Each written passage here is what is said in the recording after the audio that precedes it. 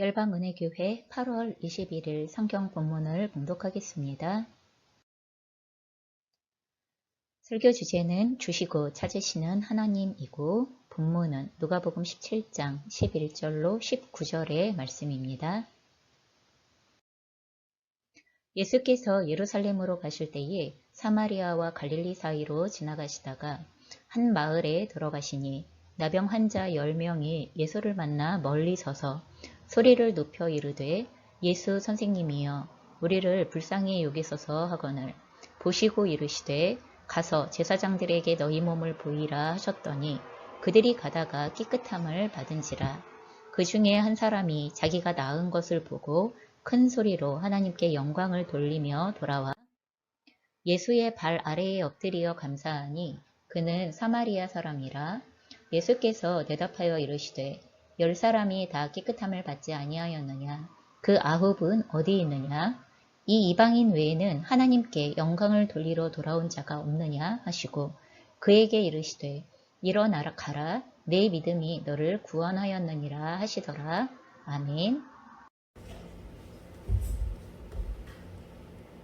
네, 오늘의 본문은 예수님께서 자신에게 주어진 십자가의 길을 가시기 위하여서 십자가의 죽음을 향하여서 나아가시는 그 과정 가운데, 예루살렘을 향하여 나아가시는 과정 가운데에서 일어나게 되어진 사건을 저희가 오늘 한 가지 보게 되어집니다. 마태, 마가, 누가, 요한 이 각각의 복음서들이 예수님께서 이제 마지막 예루살렘의 죽음을 향하여서 나아가시는 그 여정들을 분량을 다 각각 다르게 할애해서 이 여정들을 기록을 합니다. 근데 특별히 이 사건은 누가복음에만 기록이 되어져 있는 사건이죠. 다른 공간 복음들에 나와 있는 공통적인 사건들이 아니라 누가라는 사람을 통하여서 한 번 더 우리가 알지 못했었던 그 여정에 있었던 사건을 하나를 저희가 들여다볼 수 있게 되어지는 그러한 사건입니다. 한 마을에 들어가실 때 나병 환자 10명을 만나게 되어지셨다 이렇게 기록하고 있습니다. 근데 이것은 굉장히 특이한 사건입니다. 왜냐하면 나병 환자들은 보통 한 사람씩 거하기 때문에 그래요. 한 사람씩 살고 있기 때문에 10명이 같이 나병 환자가 무리지어 있다는 것이 그렇게 흔한 일이 아닙니다. 왜냐하면 나병이 어떠한 질병입니까? 오늘날 우리가 한센병이라고 부르는 그러한 질병인데 순우리말로는 문둥병이라고도 그렇게 부릅니다. 아주 무서운 전염병으로 저희가 그렇게 알고 있습니다. 피부와 점막 그리고 안구에 발진, 염증을 일으키고 그리고 피딱지와 출혈의 징후들을 보이고 해당 부위에서 감각을 잃어버리거나 반대로 그 감각이 과민하게 반응하게 되어져서 어려움을 느끼는 그러한 전염병이에요.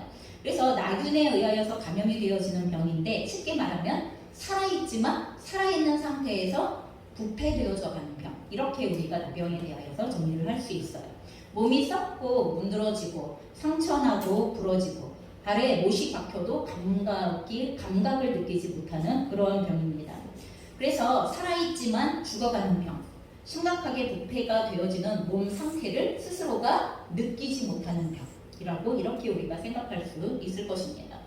그래서 성경의 십계명에 따르면요, 나병 환자에 대하여 뭐라고 말씀하시냐 하면 그 나병은 부정하니 혼자 살되 진 밖에서 살아야 한다. 그러니까 진 밖이라고 하는 건 사람들이 거하는 성 안에서 살 수 없고 사람들이 모여서 살고 있는 도시 밖으로 내보내야 한다는 것입니다. 전염병이기 때문에. 그래서 누구랑 함께 거할 수 있는 병이 아니에요. 그러니까 처음에 나병에 대한 진단을 받고 나병의 진단도 사실은 제사장들이 합니다. 그래서 나병에 대한 진단을 받고 그리고 나서 이 나병 환자로서 성 밖으로 쫓겨나갈 때에는 다 한 사람씩 쫓겨가는 거예요.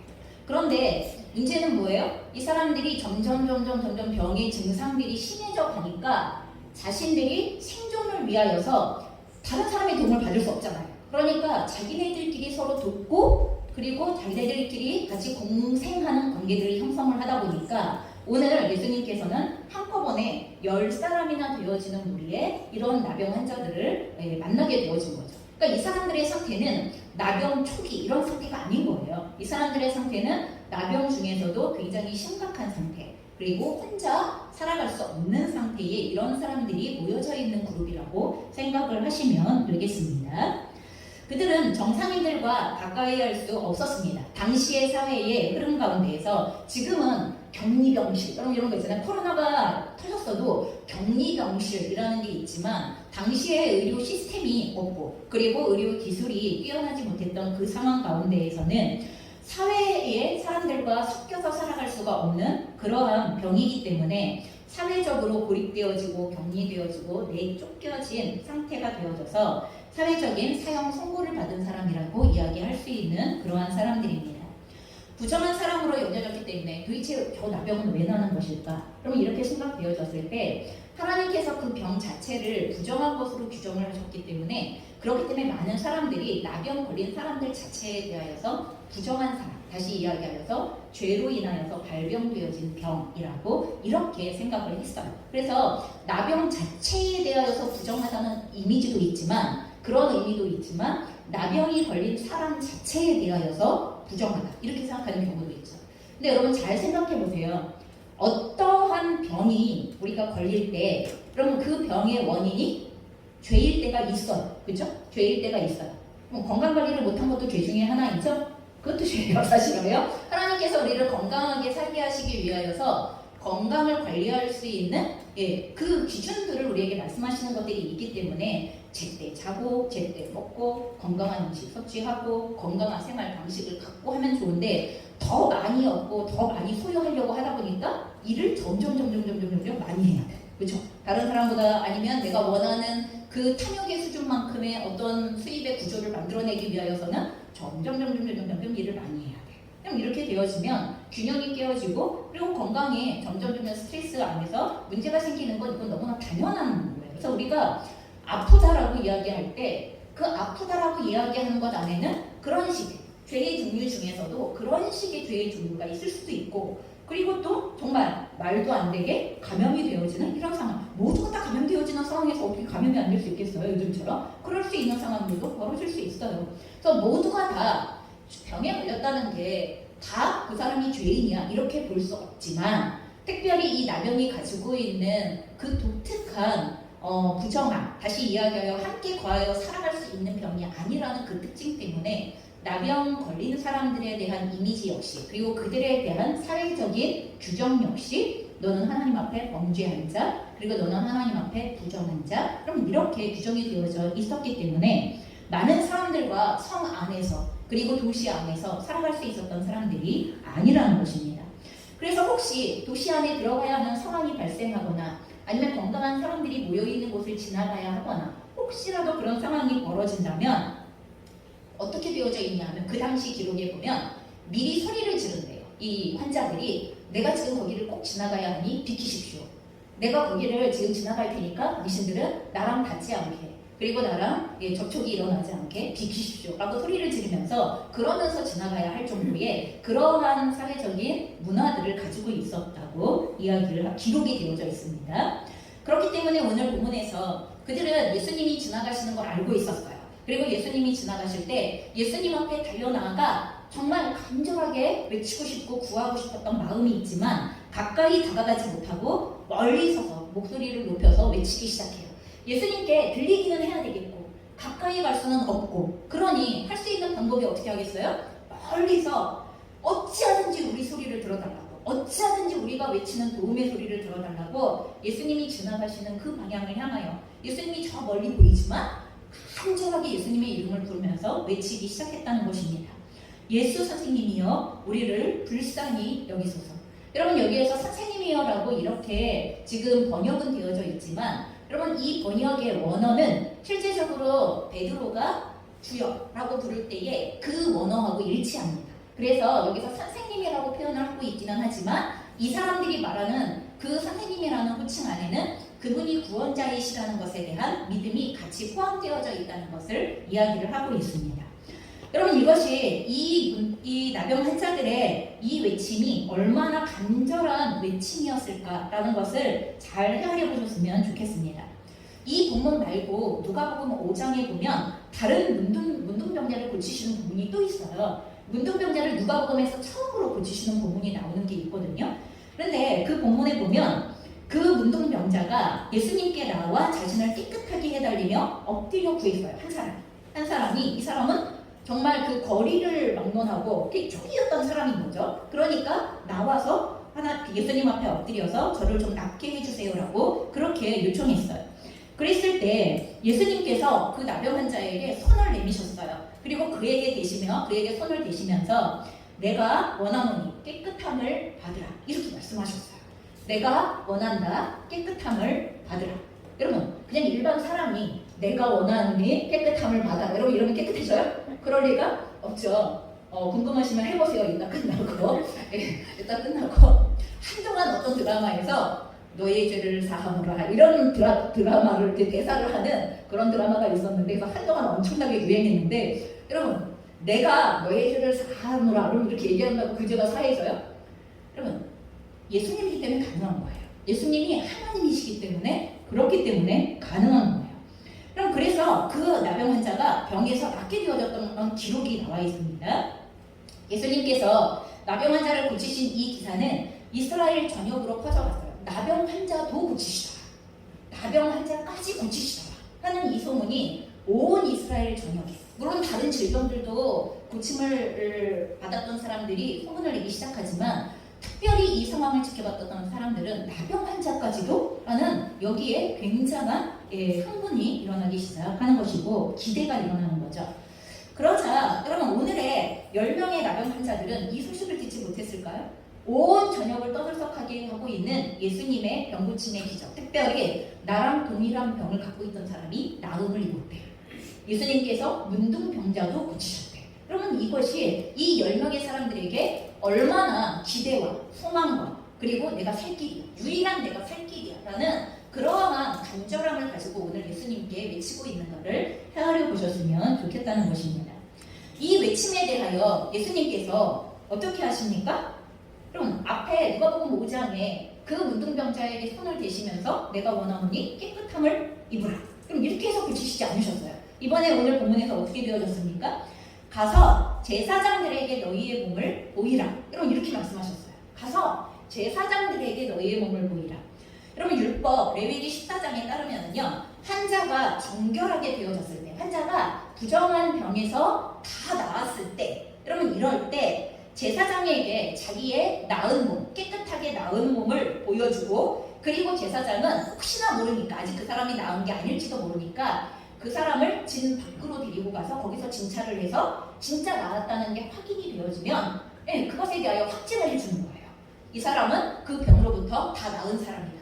사회로 다시 복귀할 수 있고 사회 공동체 안으로 다시 들어와도 된다.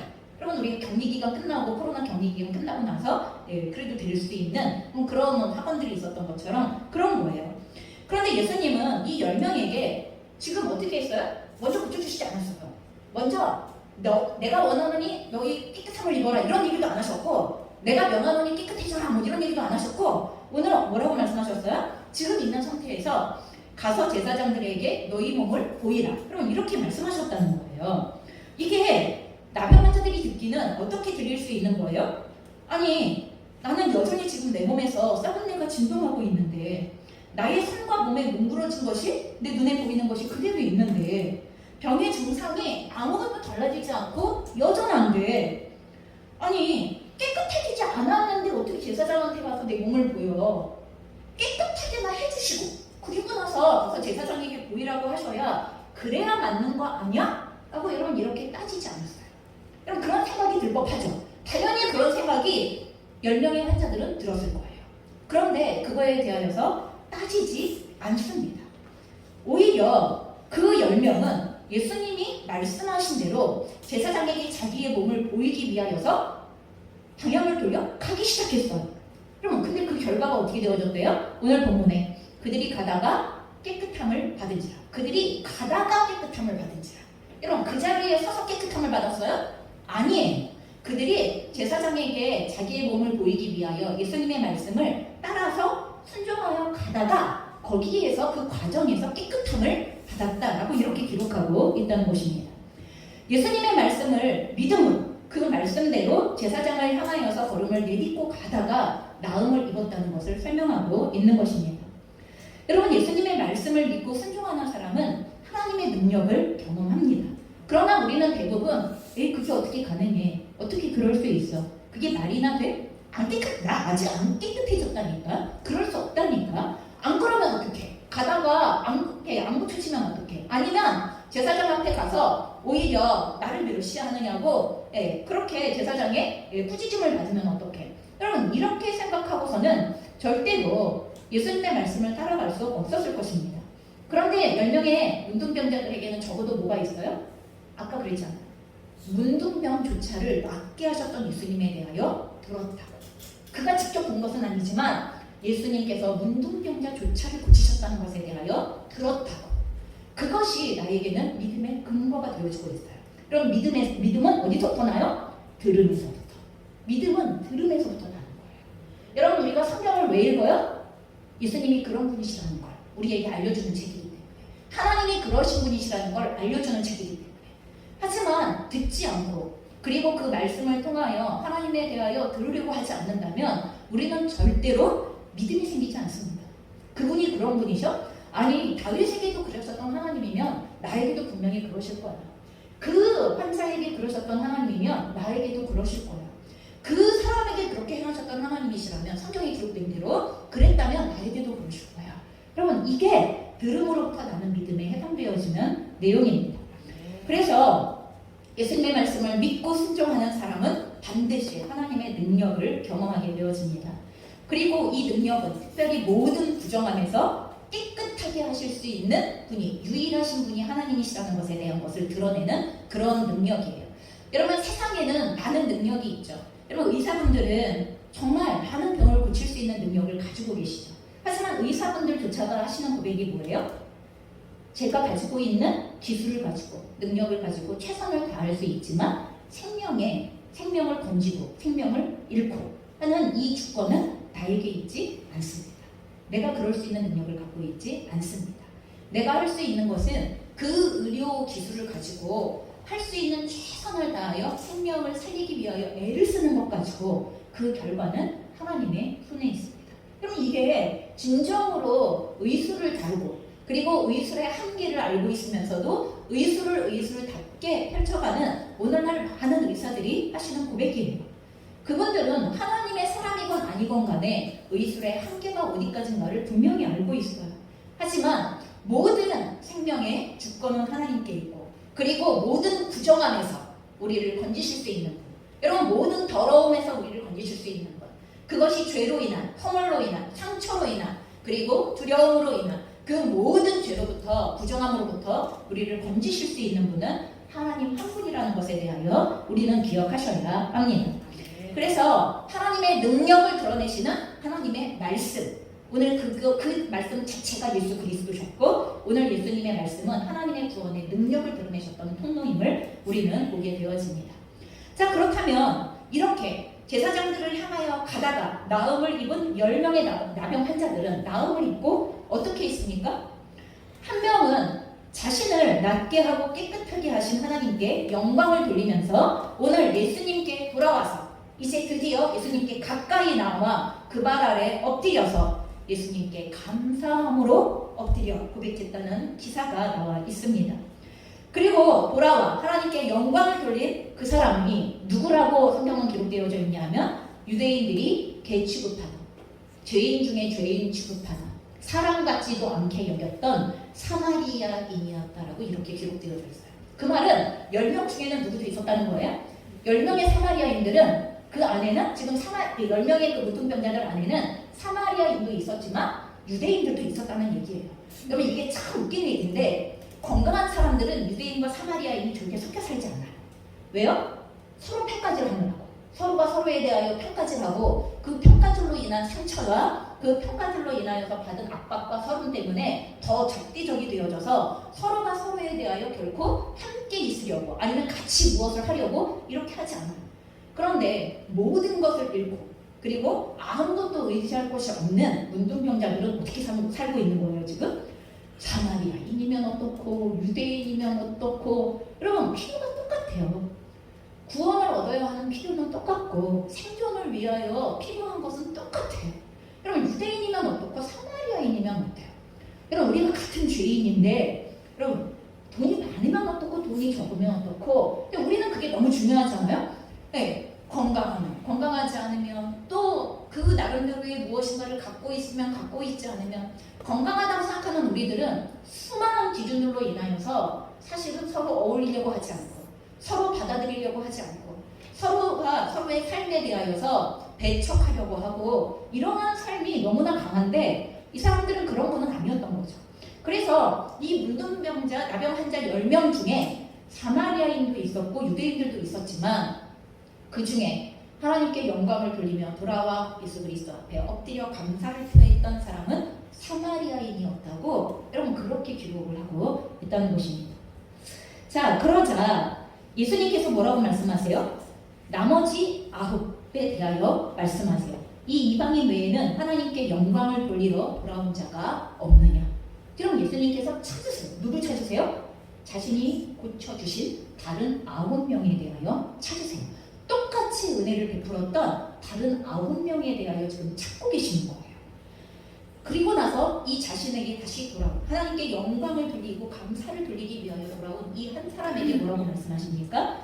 일어나서 가라. 너의 믿음이 너를 구원하였느니라. 여러분 여기에서의 너를 구원하였느니라는 이 사람은 이미 몸에 나음을 입었어요. 육체적으로는 건강해졌어요. 여러분 여기에서의 구원은 어떤 구원을 이야기해요? 하나님과의 올바른 관계에 대한 영원한 구원을 이야기하는 거예요. 진정한 구원을 얘기하는 거예요. 다른 9명도 육체의 나음을 얻은 구원은 다 얻었어요. 겉으로 지금 인생을 살아가는 데 필요한 나에게 지금 당장 필요한 그 무엇인가를 얻는 것에 대한 구원은 얻은 것처럼 보여요.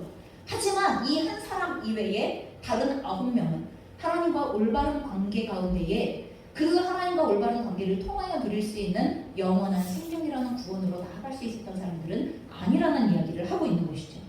오늘 예수님께서 10명의 나병 환자들에게 새 삶을 주셨습니다. 새로운 삶이죠. 그들은 자기가 죽어가는 것을 감각을 느끼지도 못하는 채로 죽어가고 있었던 사람들이에요. 그런 사람들에게 새 삶을 주셨습니다. 모든 부정에서 깨끗하게 하셨고 병의 고통에서 낫게 하셨고 사회로부터 격리되어져 버려졌던 그 사회적인 죽음으로부터 건지셨고 또한 육체적인 죽음 앞에서 새 생명을 연장시켜주셨어요. 물론 이 사람들도 언젠가는 또 죽을 거예요. 그렇죠? 언젠가는 살다가 죽겠지만 적어도 그들의 육체의 생명이 건강하게 연장되어진 상태가 되어졌다고 말씀하시는 겁니다. 이렇게 나병 환자들에게 새 삶을 주신 예수님께서 지금 뭐라고 말씀하세요? 다시 찾으신다고 말씀하시는 거예요. 그들의 삶에 행하여진 하나님의 영광을 되찾으시기를 원하시는 것입니다. 이제 그들의 삶이 하나님께 영광을 돌리는 삶이 되어지기를 되찾으신다는 말입니다. 그들에게 주신 새 삶을 향한 하나님의 목적과 계획이 있으시기 때문에 그 새 삶을 어떻게 살아갈 것인가, 어떤 내용으로 살아갈 것인가에 대한 그럼 그 내용을 오늘 찾으시는데 그 내용이 뭐라고요? 하나님께 영광과 감사를 돌리는 삶이었더라라고 이렇게 이야기해주고 있다는 것입니다.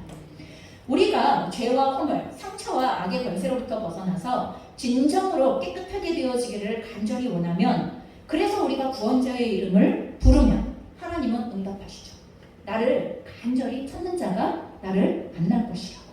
나를 간절히 부르는 자가 나의 능력을 입을 것이라고. 하나님은 분명히 그렇게 우리에게 말씀하신 분이시기 때문에 우리가 우리의 모든 고통의 삶에서 아니면 죄의 권세의 삶에서 그리고 모든 두려움에서 그리고 넘어지고 쓰러져 있는 상처에서 그럼 우리가 구원받기를 원하고 그리고 회복되어지기를 원하여 주의 이름을 부를 때 하나님은 우리에게 그것을 주시는 그것을 응답하여 주시는 분이 맞으십니다.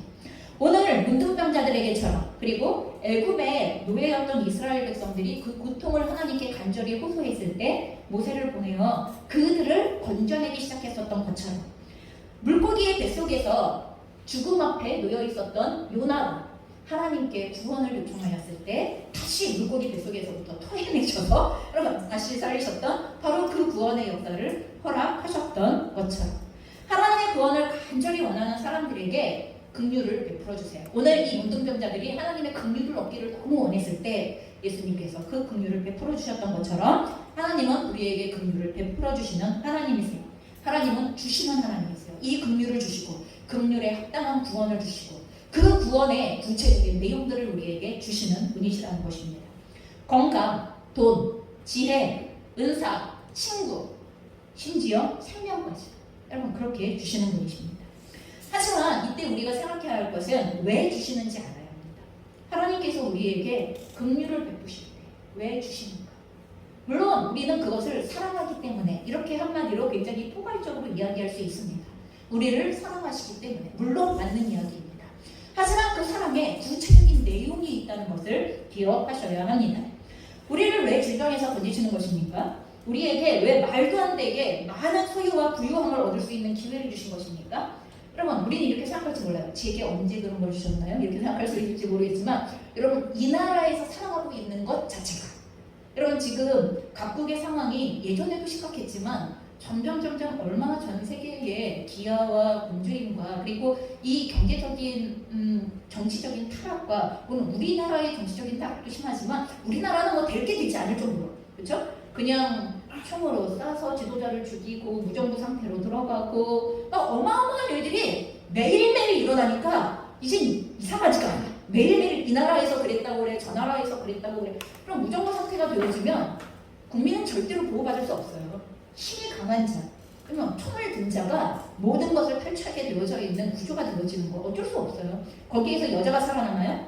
예, 거기에서 아이들이 살아남아요? 절대로 살아남을 수 없어요. 착취당하고 그리고 거기에서 이용당하고 그리고 죽음을 맞이할 뿐이지 절대로 인권과 생명을 보장받을 수 없는 그런 상황이 되어져요. 여러분, 이 나라가 아무리 어렵고 아무리 흔들려도 하나님께서 이 땅에 주셨던 그 경제적인 축복에 대하여서 그 안에서 우리가 태어났고 누리고 살아가는 것에 대하여서 여러분, 이것을 하나님께서 우리에게 주신 것이라고 말하지 않으면 뭐라고 말할 수 있겠어요? 여러분이 애써서 읽은 거예요? 그런 거 아니잖아요? 자, 왜 남들이 가지고 있지 못한 혹은 가지고 있지 않은 많은 재능이나 은사를 주신 것입니까? 왜 오늘이라는 이 생명의 날을 우리에게 주신 거냐는 거예요. 여러분, 그리고 왜 예수 그리스도를 우리에게 내어주심으로 우리의 생명을 구원하신 것입니까? 여러분, 우리를 왜 하나님의 자녀가 되게 하신 것입니까? 잘 생각해 보셨으면 좋겠습니다. 여러분, 그건 찾으시기 위함입니다.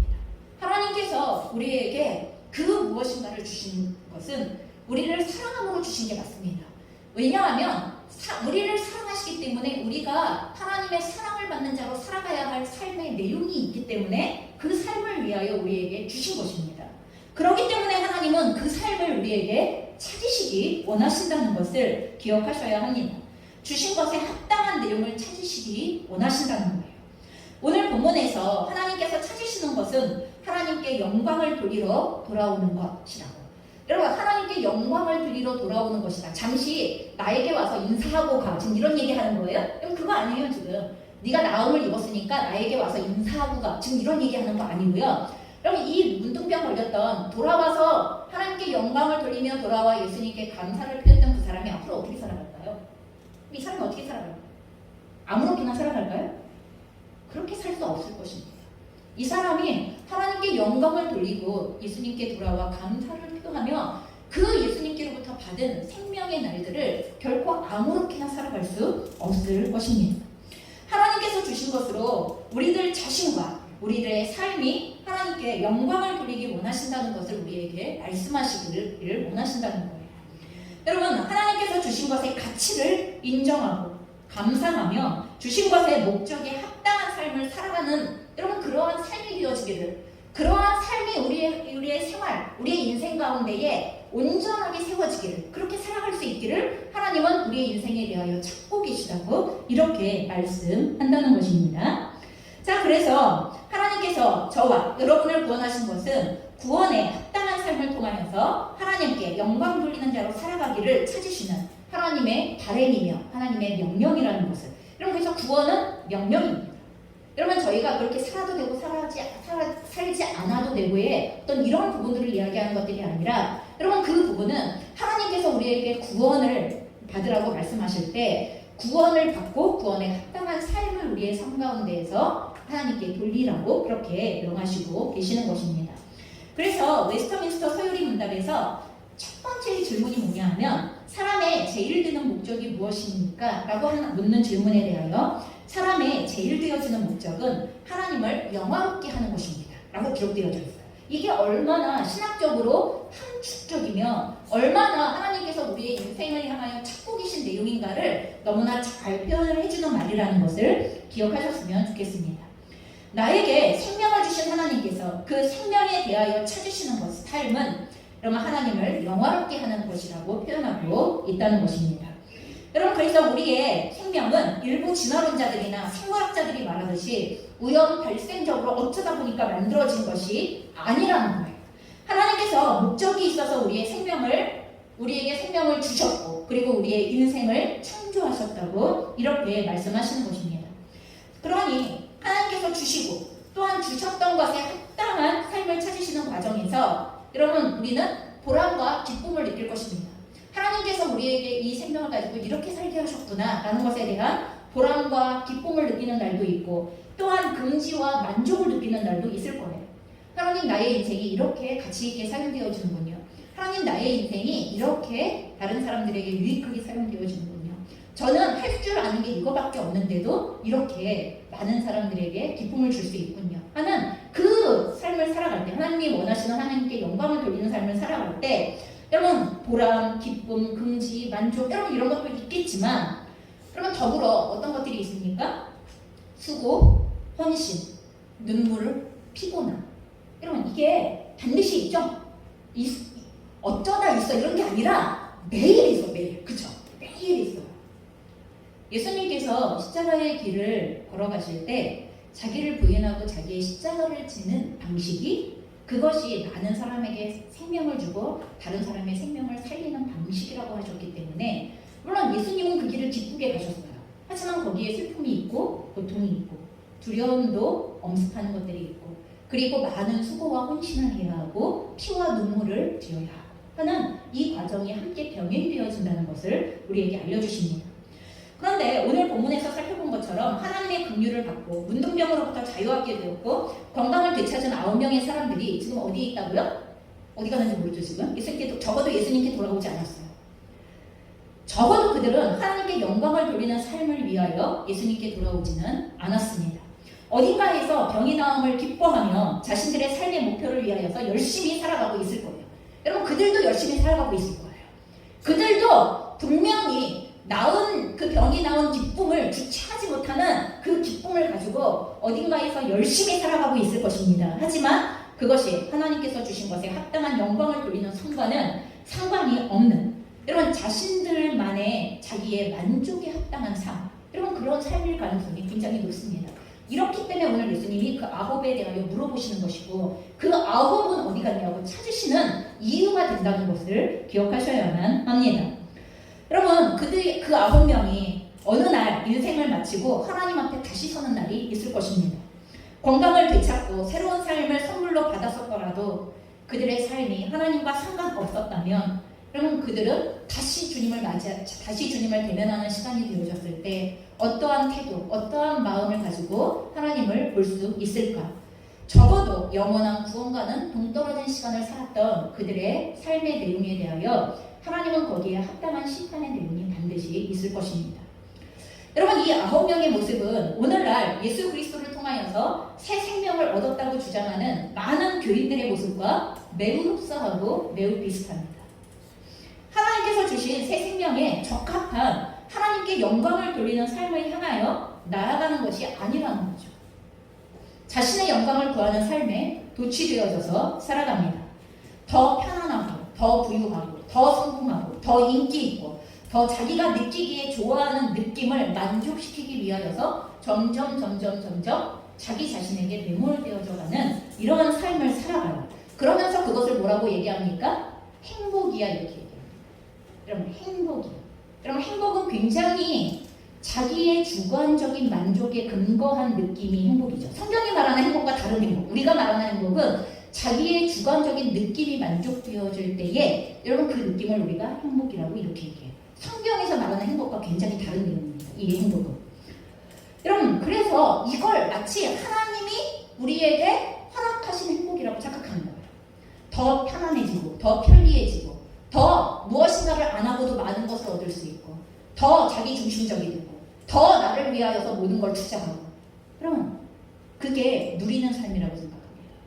그게 더 많이 부유해지는 삶이라고 그렇게 생각하고 행복이라고 생각한다는 것입니다. 하나님께서 우리에게 원하시는 것은 자기가 생각하는 그런 행복이라는 궤변도 늘어놓습니다. 아유, 하나님이 너를 사랑하셔. 하나님이 너에게 행복을 주시오. 라고 이야기할 때, 물론 아까 제가 말했습니다. 그 행복 안에 보람도 있고, 여러분 그 행복 안에 기쁨도 있고, 만족도 있고, 네, 뿌듯함도 있고, 이런 많은 것들이 있다고. 하지만 거기에는 아까 무엇이 있다고요? 수고가 있고, 눈물이 있고, 그리고 헌신이 있고, 그리고 고통이 있고, 그럼 이와 같은 내용들이 있다는 것을 분명히 아까 말씀드렸습니다. 그러니 착각하지 않으셔야 합니다. 내가 누린다고 생각하는 아유 이러면 행복한 거지 라고 생각하는 이 행복이 진짜 하나님이 말씀하시는 행복과 같은 행복인지, 아니면 오늘 하나님께로부터 은혜를 얻었으나 하나님께로부터 주신 것을 받았으나 그 주신 것을 끊임없는 자기의 인생과 자기의 만족을 위하여 쏟아붓고 있는 나만의 행복인 건지, 나의 주관적인 행복인 건지, 여러분 이것을 잘 생각해 보셔야 합니다. 그리고 누군가에게 그렇게 말하시면 안 됩니다. 마치 이게 하나님이 우리에게 주신 성공이라고 이렇게 말하시면 안 된다는 것입니다. 최근에 매우 핫한 드라마가 있었습니다. 그 드라마가 방영이 되어지고 한 주 만에 제가 되게 깜짝 놀랐어요. 주일 예배 이후에 우리 청소년들과 모임을 하려고 1층에 올라갔어요. 그랬더니 너나 할 것 없이 뭐 하고 있는지 아세요?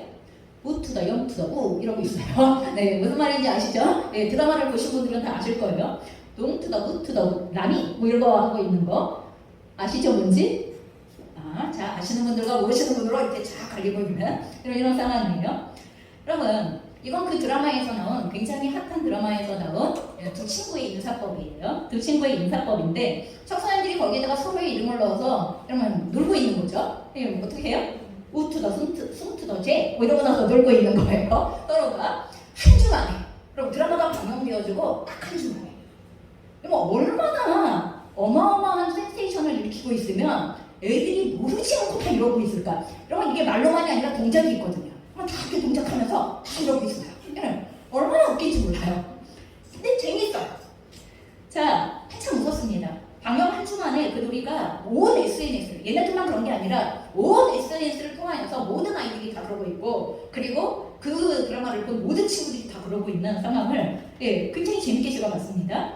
트렌드는 정말 빠르고 그리고 놀라운 영향력을 발휘한다는 것에 대하여서 새삼스럽게. 그러니 여러분 지금 제가 이 얘기를 하는 것은 나쁘기 때문에 얘기를 하는 게 아닌데, 그 SNS 안에 그 트렌드 안에 여러분 비질리가 그리고 악한 영향력들이 움직이기 시작했을 때 얼마나 빠르게 이게 움직여갈 수 있느냐에 대하여서 생각을 좀 해보시면 좋겠어요.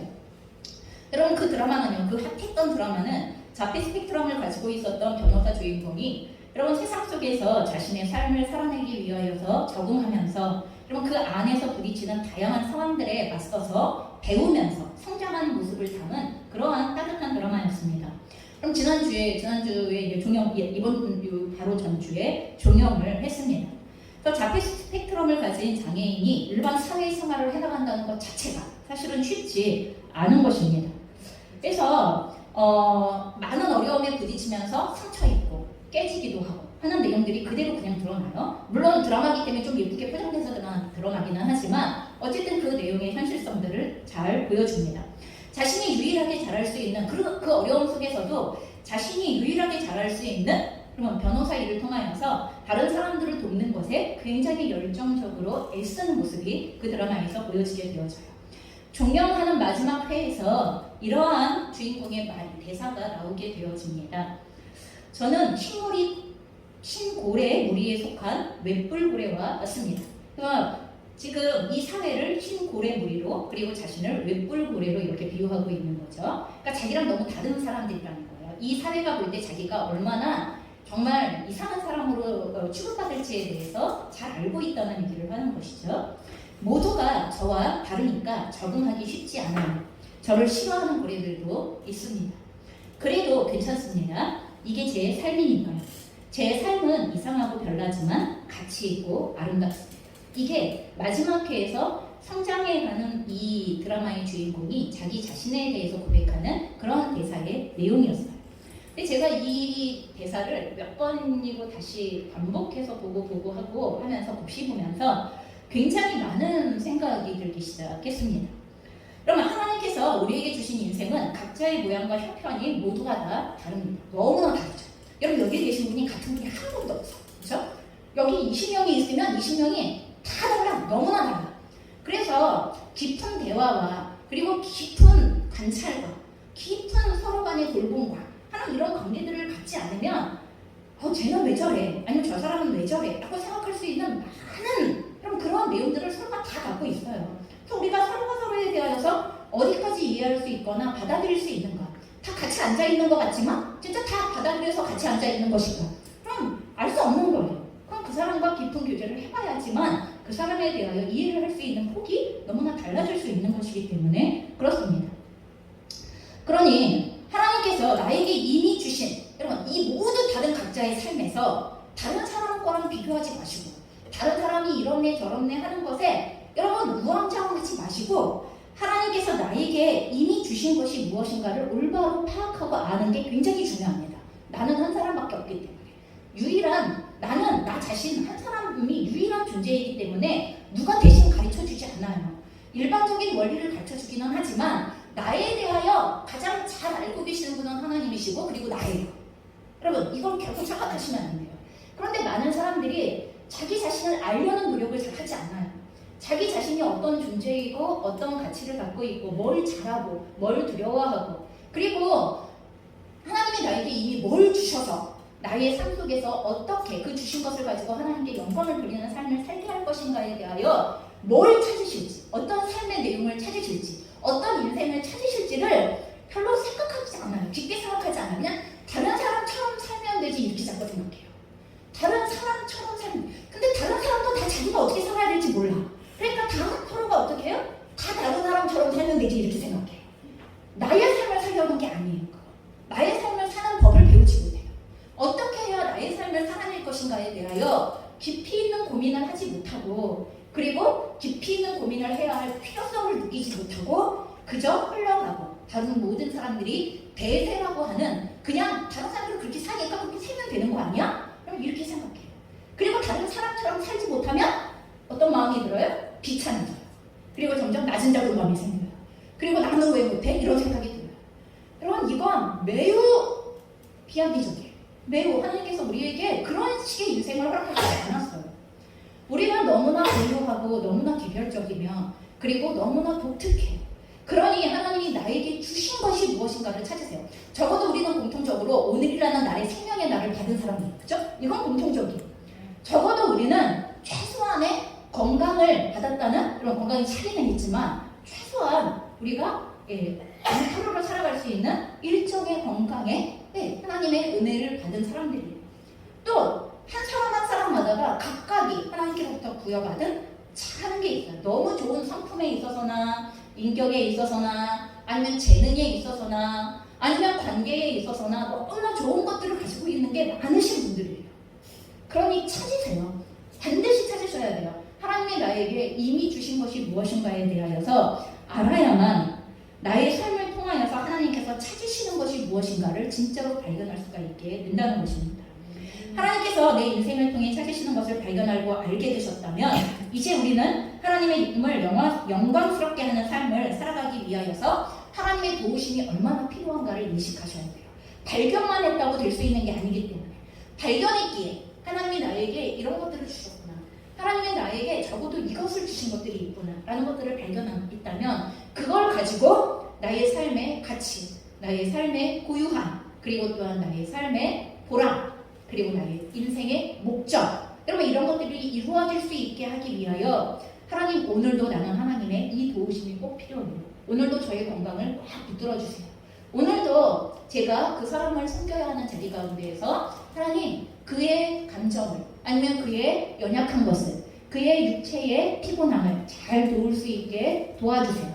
여러분 내가 그 해야 할 것들에 대하여서 하나님이 힘 주셔야 하고 하나님이 모든 것들을 공급해 주셔야만 할 수 있는 그 내용에 대한 간절함이 있어요. 여러분 안 구해도 이미 주신 은혜 때문에 다 그 안에서 가능해요. 여러분 이건 우리가 이미 받은 것에 대하여 진정으로 감사하는 법을 알지 못하고 있기 때문에 우리가 대하고 있는 태도라는 것을 기억하셨으면 좋겠습니다. 누구라도 단 한시도 하나님의 도우심 없이 우리에게 주어진 인생을 하나님을 영화롭게 하는 삶으로는 살아갈 수 없습니다.